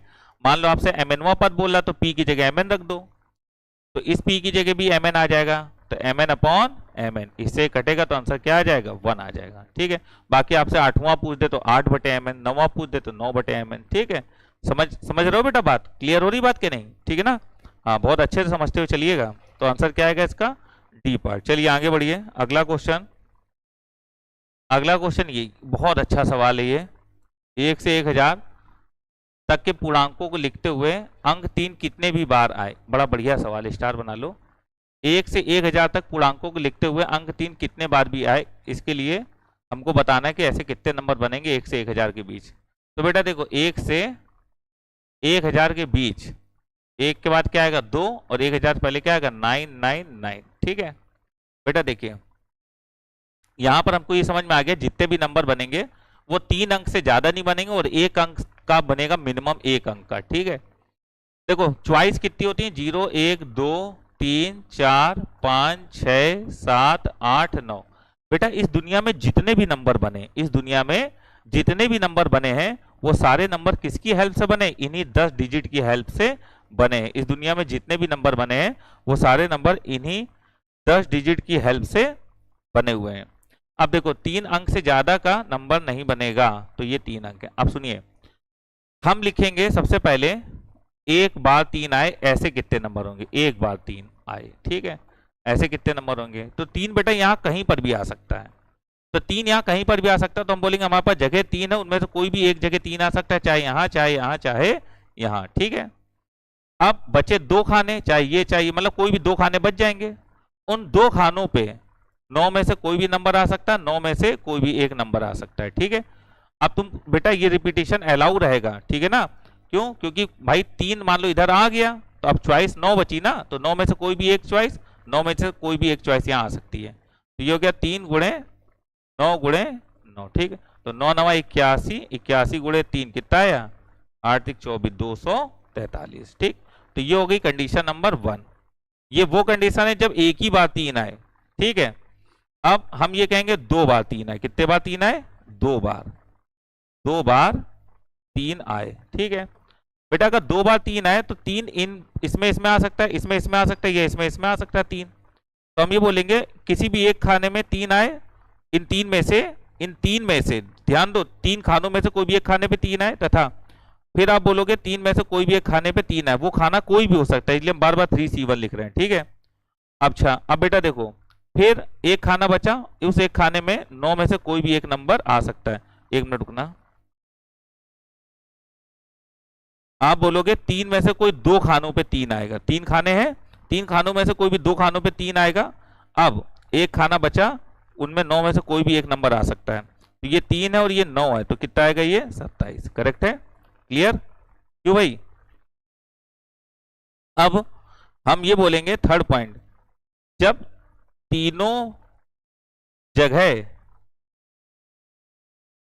3 आए, तो तीनों खानों में 3 है बेटा, ये इसमें भी 3 है, इसमें भी 3 है, इसमें भी 3 है। तो आप बोलोगे 3 खाने और तीनों पे 3 है, तो 3 में से तीनों जगह घिर जाएंगी। 3 में से तीनों जगह घिरेंगी तो ऐसा केवल एक ही नंबर बनेगा, ठीक है। अब आपके नंबर कितने हो गए? 243 प्लस 27 प्लस 1, 7 3 10 11, 4 2 6 1 7 2, 271। आंसर कितना होगा? B part, 271। क्लियर है? तो फाइनल आंसर होगा 271, बी पार्ट। बी पार्ट इसका आंसर है 271। करेक्ट है? देखिए 3 में से कोई एक खाने पर 3 आएगा, तो 3 जगह है, 3 में से कोई एक जगह पर 3 आएगा, तो अब 2 खाने बचे हैं, तो 9 में से कोई भी एक नंबर उस एक खाने पर आएगा और अगले खाने में भी 9 में से कोई एक नंबर आएगा। नंबर ये है, ठीक है। फिर यहाँ पर 3 खाने हैं, अब 2 जगह 3 है तो मतलब 2 खानों पे 3 है, तो खाने कितने हैं 3।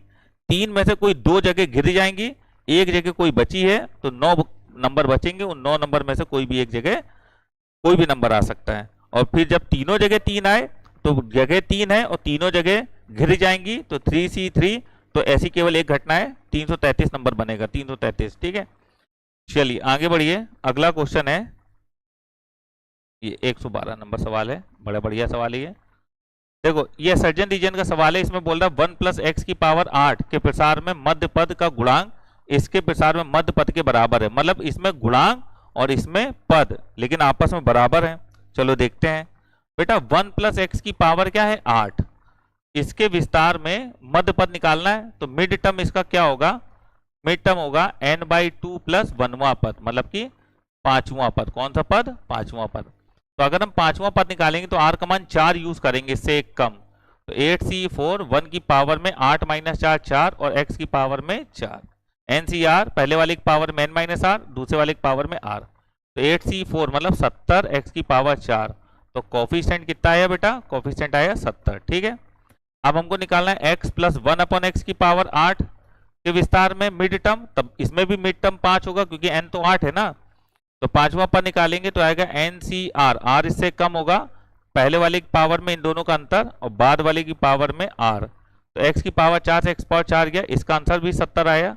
तो इसका गुणांक और ये पद आपस में बराबर है, इसका मतलब पहला कथन बिल्कुल सही है बेटा, ठीक है, पहला कथन बिल्कुल सही है।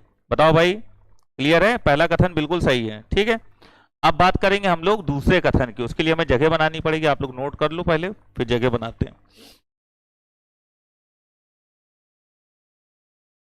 नोट कर लो, नोट हो गया होगा, चलिए अब जगह बना लेते हैं।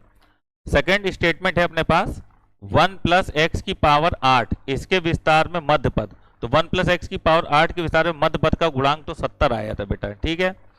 और 1 + x की पावर 7 के विस्तार में 5वें पद का गुणांक, तो 1 + x की पावर में 7 के विस्तार में 5वां पद निकालो, तो 7C4, 1 की पावर में 3 और x की पावर में 4, 7C4 35, x की पावर में 4, तो इसका गुणांक कितना आया 35 आया, ठीक है, 7C4 35 होगा। तो प्रसार में 5वें पद के गुणांक से छोटा है, मतलब कि x पर 8 वाला गुणांक इसके गुणांक से छोटा है, गलत बेटा, ये गुणांक बड़ा है, 70 बड़ा है ना 35 से, इसलिए सेकंड वाला गलत है, आंसर होगा केवल फर्स्ट, ठीक है, केवल फर्स्ट आंसर इसका सही होगा, समझ पा रहे हो कि नहीं, ठीक है, केवल फर्स्ट इसका आंसर सही होगा। चलिए आगे बढ़ते हैं, अगला क्वेश्चन है क्वेश्चन नंबर 113। 113 में बोल रहा है कि एक्स वाई बराबर ए ई के पावर में एक्स प्लस बी ई के पावर में माइनस एक्स, ए और बी का विलोपन करने पर परिणामी अवकल समीकरण की कोटि और घात पूछ रहा है। चलो डिफरेंशिएशन करो, एक्स बाहर करो, वाई का dy/dx और प्लस वाई बाहर करो, एक्स का 1, ए ई के पावर में ax माइनस बी ई के पावर में माइनस एक्स। दोबारा करिए क्योंकि ए और बी दो कांस्टेंट है, जितने कांस्टेंट होंगे उतने बार डिफरेंशिएशन होगा। एक्स बाहर d2y/dx2 आएगा प्लस dy/dx बाहर, एक्स का डिफरेंशिएशन 1, ये y का करेंगे तो dy/dx आएगा, ये होगा a e के पावर में x minus minus plus b e के पावर में माइनस एक्स, ये पूरा विलुप्त हो जाएगा, किससे, इससे, इसकी जगह x y आ जाएगा, तो ये आएगा x d2y/dx2 प्लस का 2 dy/dx और ये x y करके इधर ले आओ तो माइनस का x y बराबर 0, तो ये हमारे पास अवकल समीकरण आया। तो ऑर्डर क्या है सवाल का 2 है, ऑर्डर कितना है 2, तो इसकी पावर कितनी है 1, तो ऑर्डर 2 है और डिग्री 1 है, तो ऑर्डर 2 है, द्वितीय कोटि और प्रथम घात, बिल्कुल सही ऑप्शन नंबर सी, ठीक है, तो ऑप्शन नंबर सी बिल्कुल सही होगा बेटा, क्लियर है ना, ऑप्शन नंबर सी बिल्कुल सही होगा। चलिए आगे बढ़ते हैं, अगला क्वेश्चन है ये रहा, इस सवाल में बोल रहा है कि dy/dx किसके बराबर है, तो y बराबर 1 प्लस एक्स की पावर में 1/4, एक काम करो, आधा काम तो हमें यहीं से दिख रहा है, a plus B A minus B, तो हम लोग लिख देंगे a square minus B square, तो y बराबर a स्क्वायर मतलब 1 का स्क्वायर माइनस बी स्क्वायर 1/4 का स्क्वायर, ठीक है, और 1 प्लस एक्स की पावर में 1/2, तो यह आएगा हमारे पास 1 माइनस एक्स की पावर में 1/2 और 1 प्लस एक्स की पावर में 1/2। फिर आएगा a minus B, a plus B, तो आएगा a square minus B square, ये आएगा। तो ये आ जाएगा 1 माइनस एक्स, आ गया। y बराबर, तो y कितना है, dy अपॉन डी एक्स, 1 का 0, x का -1, तो आंसर क्या आ गया, dy अपॉन डी एक्स का value -1। Option number B is correct. Clear है? फटाफट नोट करते जाओ बेटा, फटाफट फटाफट नोट करते जाओ, आंसर आ गया आपका ये।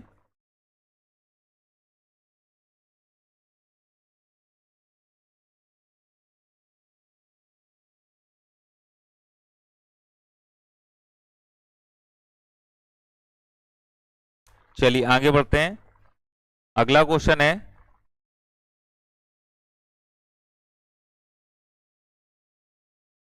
अगला क्वेश्चन नंबर 115। टेलीग्राफ संचार वेग, वेग मतलब v बराबर x square L N 1/x है। ठीक है, x विस्थापन, अधिकतम वेग के लिए x किसके बराबर होगा, अधिकतम वेग के लिए, तो पहले लिखो v बराबर एक्स स्क्वायर एल एन, और इसको लिख लो x की पावर में -1, माइनस आगे आ जाएगा, तो v बराबर minus X square L N x.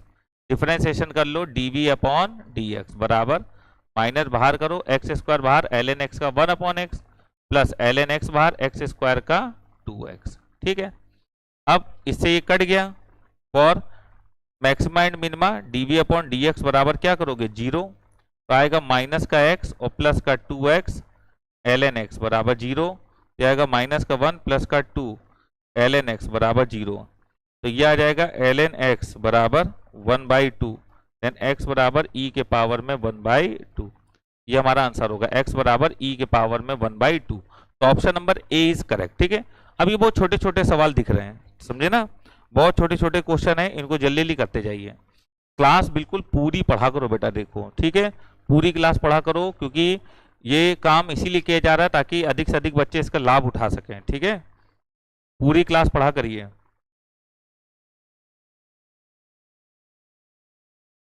चलिए आगे बढ़ते हैं। अगला सवाल ये रहा, 116 नंबर सवाल है।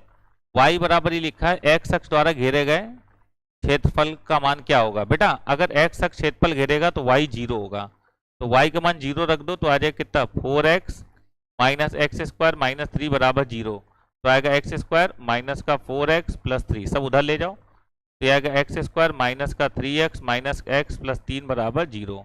x कॉमन कर लिया तो x माइनस 3, माइनस कॉमन कर लिया तो x माइनस 3 बराबर 0। कुल मिला के x का वैल्यू 1 और 3 आए। चलो लिमिट पता चल गई हमको। ठीक है, जब लिमिट पता चल गई तो एरिया तो तुरंत निकल ही आएगा। एरिया होगा इंटीग्रल 1 से 3 y dx, तो क्या आएगा, इंटीग्रल 1 से 3 y क्या हमारे पास 4x minus X square minus का 3 dx। करेक्ट, इंटीग्रल कर दो तो 4x स्क्वायर बाई 2 माइनस का x क्यूब बाई 3 और माइनस का 3x, लिमिट लगा दो 1 से 3, 2 दूनी 4, अप्लाई करो, 3 का स्क्वायर 9, 9 दूनी 18, यहाँ लिखो बड़े सावधानी पूर्वक 18। ठीक है, माइनस 3 3 का 9 3 27, 27 में 9 का भाग करेंगे तो कितना, 3 का भाग करेंगे तो 9 आ जाएगा। ठीक है, क्योंकि 3 3 का 3 का स्क्वायर 9, 3 3 का 9, यहाँ भी 9 आ जाएगा। ठीक, और माइनस 1 अप्लाई करो, तो जब यहाँ पर 1 अप्लाई करेंगे तो 1 माइनस 1/3 और माइनस 3, 18 माइनस 18 0 हो गया, और माइनस 3 से घटाओ कितना आएगा, माइनस का 2 और माइनस का 1/3। ठीक है, 3 दूनी 6, 6 और 1 7, ये कितना आ जाएगा हमारे पास, 3 6 और 1 7, तो ये कितना आएगा 1 माइनस 3, 1 माइनस 3 माइनस 2 माइनस 1/3, 3 6 और 1 7। एक बार और मिला लेते हैं इसको, 4x minus X square minus 3 है तो 4x स्क्वायर बाई 2 आएगा, 2 दूनी 4, 2x स्क्वायर बचा, x क्यूब बाई 3 और 3x आएगा, तो ये 2x है, तो 3 का स्क्वायर 9, 9 दूनी 18, ये 3 गुणे 3 गुणे 3, 3 3 का 3 का 9 आया, माइनस का 9, और ये 3 का 9 आया तो माइनस का 9, माइनस लोअर लिमिट 1 अप्लाई करेंगे, और यहाँ 2 आएगा ना, 2 दूनी 4, ये 2 है बेटा।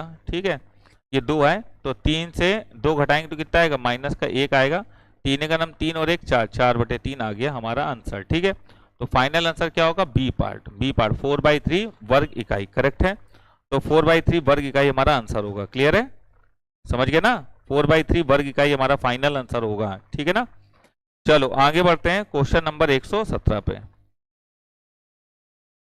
देखो 117 नंबर सवाल पे क्या लिखा है, कि f इस तरह से है कि f डैश x बराबर 6 माइनस 4 साइन 2x, f0 बराबर 3, देन fx क्या होगा? तो बेटा यहाँ पर डैश और यहाँ पर डैश नहीं है, इसका मतलब दोनों साइड इंटीग्रल कर दो। तो f डैश का इंटीग्रल करोगे तो क्या आएगा? fx, और यहाँ हो जाएगा 6 माइनस 4 साइन 2x और होल dx, ये आएगा। देखिए ये आएगा 6x माइनस का 4 साइन 2x का हो जाएगा cos 2x बाई 2, और ये माइनस माइनस प्लस, 2 दूनी 4, तो आ जाएगा 6x प्लस cos 2x, ठीक है, 2 cos 2x and plus c। सवाल में कह रहा है f0 बराबर 3, तो x की जगह अगर हम 0 रखेंगे तो f0 हो जाएगा। f0 3 है, x0 0, cos 0 1, cos 0 1, तो ये 2 प्लस c आ जाएगा, ठीक है। अब देखिए ना x बराबर 0 0 आएगा, और यहाँ रखेंगे cos 0 1, cos 0 1 का मतलब क्या हो गया? 2, तो c का मान कितना आएगा? c का मान 1 आएगा, c का मान क्या आएगा? 1, ठीक है। अब fx में उठा के c की जगह रख दो, तो आएगा 6x प्लस का 2 cos 2x plus 1, option number D is correct, ठीक है। तो ऑप्शन नंबर डी जो होगा वो बिल्कुल सही होगा बेटा, option number D is correct, option number D बिल्कुल सही होगा, ठीक है।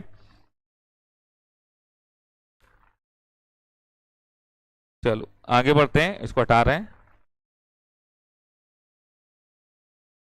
अगला सवाल ये देखिए, लिखा हुआ है f(x) बराबर e के पावर में x, f(x) बराबर e के पावर में x और gx बराबर ln x। तो कह रहा है गॉफ डैश x का मान क्या होगा? मतलब पहले गॉफ निकालो फिर उसका डिफरेंशिएशन करेंगे, ठीक है। चलो देखो, सबसे पहले गॉफ, तो GOF का मतलब है g के अंदर fx, तो बेटा g के अंदर x की जगह fx, तो g fx बराबर ln x की जगह fx, तो ये आ जाएगा ln fx क्या है? e के पावर में x, x आगे आ गया, ln e 1 हो जाएगा। तो हमारे पास गॉफ बचा, गॉफ क्या बचा? x, तो गॉफ का अगर हम डैश निकाल दें तो गॉफ डैश x बराबर क्या आएगा? 1, तो आंसर हमारा क्या होगा? 1 होगा, बी पार्ट, ठीक है। तो आंसर हमारा बी पार्ट होगा 1, करेक्ट है ना भाई? सभी को समझ आ रही बात? तो आंसर इसका क्या आएगा? बी पार्ट 1 आंसर होगा इसका, ठीक है।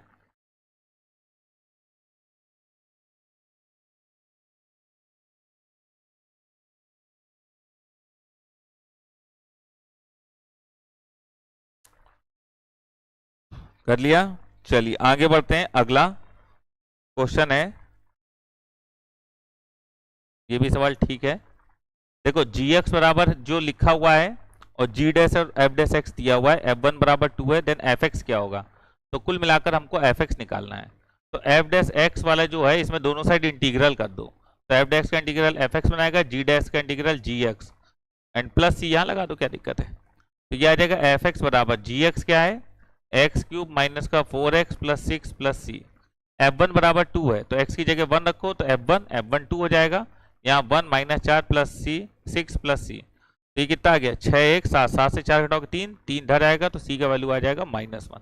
सी का वैल्यू जो -1 आया है उसको उठा के यहाँ पर रख दो, तो fx आ जाएगा एक्स क्यूब माइनस का 4x 6 माइनस 1 प्लस 5, तो आंसर मिला लीजिए x cube minus 4x plus 5, option number D is correct, ठीक है।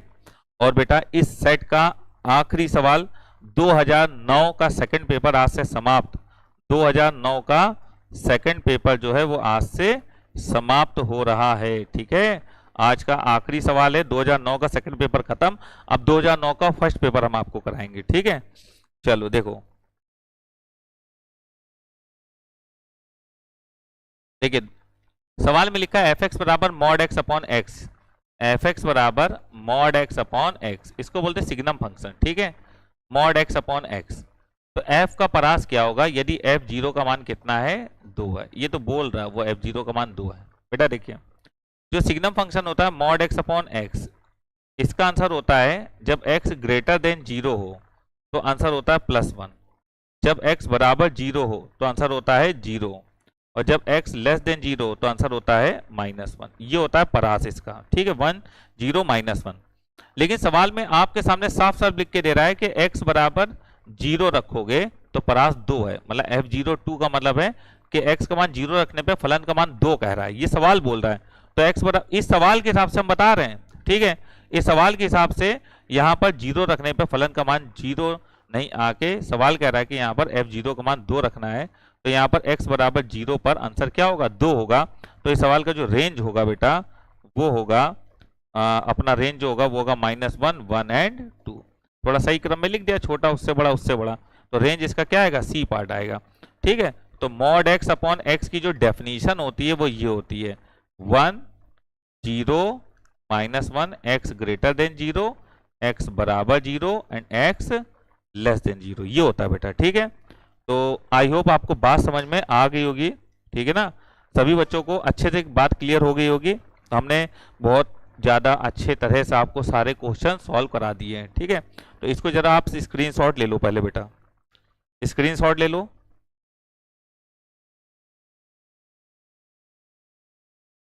चलिए स्क्रीनशॉट ले लिया होगा। अब आपको हम बता दें एनडीए 1 2025 के लिए इससे अच्छी सीरीज नहीं हो सकती। ठीक है, अगर आप कहीं पर भी मान लीजिए पढ़ रहे हो तो क्वेश्चन अगर आप सिंपल कर रहे हो तो और टफ क्वेश्चन लगाने की आप कोशिश करिए। ठीक है ना, आप केवल और केवल जो हम प्रीवियस 10 ईयर पेपर की बात कर रहे हैं, अगर आपने प्रीवियस 10 ईयर पेपर हमारे साथ पूरी तरीके से सॉल्व कर लिए, हम तो 10 साल से ज़्यादा पेपर सॉल्व कराने के मूड में हैं, लेकिन आप उतनी हमारे साथ उतनी रुचि दिखाइए पहले। ठीक है, आप हमारे साथ जुड़िए, क्लास पढ़िए, लाइव रहिए। लाइव में क्या होता है कि अगर आप क्वेश्चन लगा रहे हो हमारे साथ तो आपको बिल्कुल अलग ही मजा आएगा। ठीक है, हम 2 दिन पहले, 1 दिन 2 दिन पहले पूरा पेपर दे देते हैं। क्लास हम 3-4 दिन में खत्म करते हैं 120 क्वेश्चन, 3 दिन में आराम से पढ़ाते हैं 120 क्वेश्चन, लेकिन पूरा पेपर दे देते हैं पहले ही अपने टेलीग्राम चैनल पे। ठीक है, टेलीग्राम चैनल का नाम है defence cracker with Naveen sir. ठीक है, बाकी हमारा व्हाट्सएप पे ग्रुप भी है, अगर कोई हमसे व्हाट्सएप पे जुड़ना चाहे तो हमारा नंबर है 98 39 66 70 70, ये है व्हाट्सएप पर नंबर। इस पर आप हमको केवल ये बोल देना सर ग्रुप में जोड़ दीजिए, तो हम ग्रुप में आपको जोड़ देंगे। उस पर आपको पेपर की पीडीएफ मिल जाएगी, उस पीडीएफ की हार्ड कॉपी निकलवा लीजिए। 40-40 क्वेश्चन बना के पैटर्न कर लीजिए, 40-40-40 120 क्वेश्चन। ठीक है, पहले दिन 40 सवाल करने हैं तो आप 40 ही ट्राई करिए। जब वो मेरी वीडियो क्लास हो जाए, लाइव क्लास हो जाए, उसके बाद फिर अगले दिन आप फिर 40 क्वेश्चन की प्रैक्टिस करिए, फिर 40 की प्रैक्टिस करिए। ठीक है, इस तरीके से आप पढ़ेंगे तब आप अच्छे से सीख पाएंगे। समझ गए ना? चलो फिर मिलते हैं हम लोग कल की क्लास में, जब तक के लिए जय हिंद।